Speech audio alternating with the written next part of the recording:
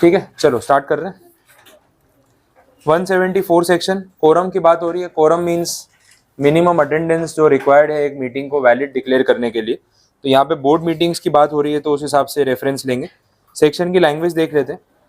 पहले उन्होंने क्लियर बोल दिया 1/3 ऑफ द टोटल स्ट्रेंथ और 2 directors whichever is higher, that is the quorum. ये ध्यान रख के चलना। For the purpose of determining the quorum, participation by a director through video conferencing or other audio visual means shall also be counted unless he is to be excluded for any item of business under any of the provision। तो usually अगर आप video conferencing से meeting attend कर रहे हो तो भी आपकी अटेंडेंस काउंट होगी। 1/3 और 2 whichever is higher, that is the quorum, ये बोला है।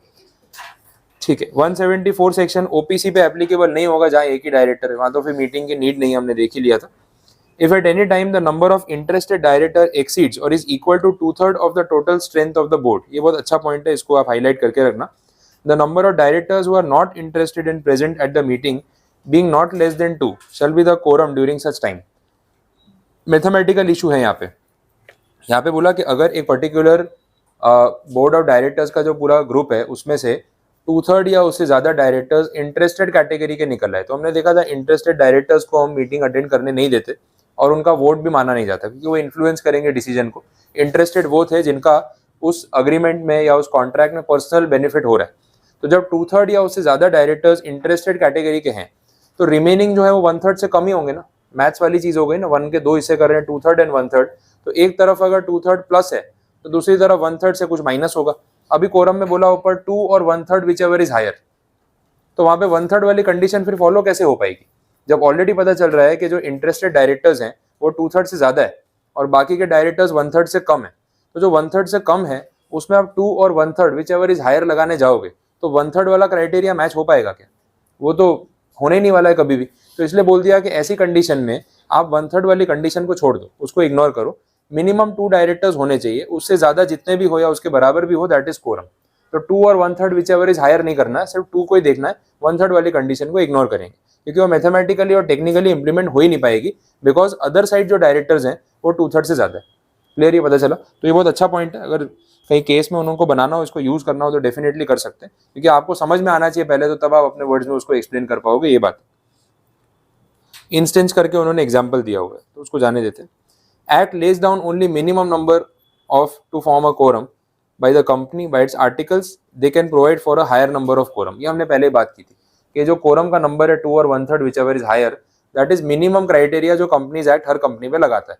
अगर आपको अपनी कंपनी में कोरम का रेट हायर रखना है, ये 1/3 बोले बहुत कम हो गया, 1/3 के बदले हमें 1/2 रखना है या 3/4 रखना है या और कुछ रखना है तो आप रख सकते हो। तो वो एंट्रेंचमेंट प्रोविजन वाली कंडीशन पे आ जाएगा कि हम अपनी कंपनी के लिए और स्ट्रिक्ट रूल्स बनाते हैं, तो उसमें कोई ऑब्जेक्शन वाली बात नहीं। ठीक है। Where due to removal or resignation or for some other reason the number of directors is reduced below the quorum and then the continuing directors may act for the purpose of increasing the number of directors to that fixed for the quorum, ये चलेगा। In short यहाँ पे ये बता दिया, कभी अगर ऐसा होता है कि एक साथ कंपनी के बहुत सारे डायरेक्टर्स ने या उनको निकाल दिया या उन्होंने रिजाइन कर दिया और अब जो रिमेनिंग डायरेक्टर्स है ना वो कोरम से भी कम हो गए, और कोरम वो जो हमने अपने आर्टिकल्स में फिक्स की थी, सपोज हमने बोला कि 5 डायरेक्टर्स तो मिनिमम होने चाहिए तभी कोरम मानी जाएगी।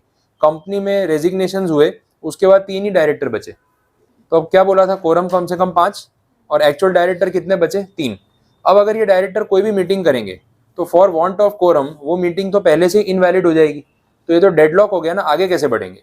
तो बोला कि ऐसी सिचुएशन में एक एक्सेप्शन देना पड़ेगा। एक्सेप्शन ये कि अगर बोर्ड मीटिंग बुलाई जाती है for the purpose of increasing the number of directors to the minimum limit, तो वो मीटिंग वैलिड होगी, और कोई ट्रांजैक्शन डिस्कस होगा तो मीटिंग वैलिड नहीं होगी। बट एटलीस्ट इस ट्रांजैक्शन के लिए तो उन डायरेक्टर्स को अलाउ करना पड़ेगा कि वो मिल के बाकी डायरेक्टर्स के अपॉइंटमेंट का अरेंजमेंट कर सके, या अपॉइंटमेंट अगर शेयर होल्डर्स के थ्रू होना है तो बोर्ड मीटिंग में एटलीस्ट जनरल मीटिंग का तो प्लानिंग हो सके। तो आप मीटिंग ही नहीं करने दोगे तो ये बात तो कभी आगे बढ़ेगी नहीं। तो सिर्फ इस पर्पस के लिए मीटिंग करना अलाउड है, बाकी किसी पर्पस के लिए मीटिंग करना अलाउड नहीं। तो ये कंडीशन यहाँ पे एक्सप्लेन की है। तो ये भी एक अच्छा पॉइंट है, केस बनाते हैं इसके ऊपर, बन सकता है, पहले पूछा भी हुआ है। यही सिचुएशन आपको ना कुछ कंपनी का नाम, डायरेक्टर्स का नाम, कोई स्टोरी बना के दे देंगे कि ऐसा ऐसा हुआ, इन्होंने आर्टिकल्स में इतनी कोरम बोली थी और अब उतने डायरेक्टर बचे नहीं है कंपनी में, अब ये लोग मीटिंग करना चाहते हैं और कोई बोल रहा है कि भाई ये तो फिर इलीगल मीटिंग हो जाएगी, इनवैलिड हो जाएगी, तो क्या करें, तो एज ए कंपनी सेक्रेटरी आपको उनको गाइड करना हो तो क्या गाइडेंस दोगे, तो ये पर्टिकुलर पॉइंट का यूज आप कर सकते हो। तो पहले थोड़ा बैकग्राउंड एक्सप्लेन करके फिर इस पॉइंट पे अपने आ सकते हैं। If the board meeting is adjourned for want of quorum and at the adjourned meeting the board meeting also no quorum is present, meeting stands dissolved। adjournment बार बार नहीं होगा, एक बार मीटिंग बुलाई, कोरम नहीं हुआ, बोले चलो एडजर्न कर देते हैं, अगली बार मीटिंग बुलाई, फिर से कोरम नहीं बना, तो अब ये मीटिंग डिसॉल्व हो गई। अब अगर आपको मीटिंग करनी है तो फिर से नए नोटिस इशू करके एक फ्रेश बोर्ड मीटिंग अनाउंस करनी पड़ेगी, इसको फर्दर एडजर्न करने का पावर नहीं, ये condition.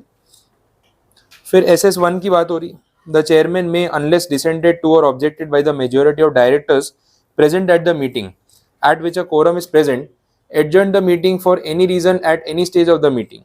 Quorum shall be present not only at the time of commencement of the meeting but also while transacting the business। एक तो ये है कि चेयरमैन के पास पावर है कि कोरम होने के बाद भी किसी और रीजन की वजह से अगर मीटिंग को एडजर्न करना पड़े तो वो ये पावर रखते हैं। बट अगर इसमें मेजॉरिटी डायरेक्टर्स ने ऑब्जेक्ट किया कि भाई जरूरत क्या है अननेसेसरीली आपको मीटिंग को एडजर्न करने की, तो फिर उनको अपना डिसीजन वापस लेना पड़ सकता है, ये भी पॉसिबल है।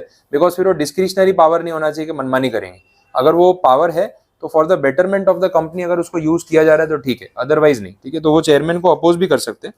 दूसरा पॉइंट क्या बोला था कि जो कोरम प्रेजेंट है वो मीटिंग के स्टार्टिंग से लेके मीटिंग के एंड तक प्रेजेंट रहनी चाहिए। तो आपके लेक्चर में जैसे होता है फर्स्ट लेक्चर में क्लास फुल होता है, आखिरी लेक्चर तक कॉलेज खाली हो जाता है, वैसा यहाँ पे नहीं होना चाहिए। तो मीटिंग जो है अगर स्टार्ट हुई है, कोरम बन गया, तो एंड तक जो है वो कोरम मेंटेन होना चाहिए, तभी वैलिड होगा। Next, a director shall not be calculated for quorum in respect of an item in which he is interested.